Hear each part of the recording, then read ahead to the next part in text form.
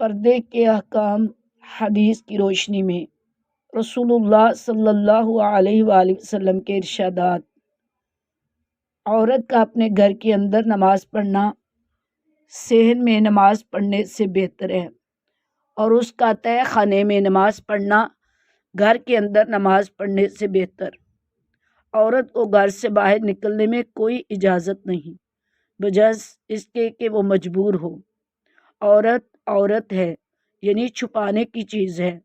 جب وہ باہر نکلتی ہے تو شیطان اسے جھانک کر دیکھتا ہے، یعنی اسے دیکھنا شیطانی کام ہے، یعنی دیکھنے والے پر اور جس کی طرف نظر کی گئی اللہ کی لعنت ہے، یعنی دیکھنے والا جب بلا عذر شرعی قصدن دیکھے اور دوسرا اپنے آپ کو قصدن دکھائے۔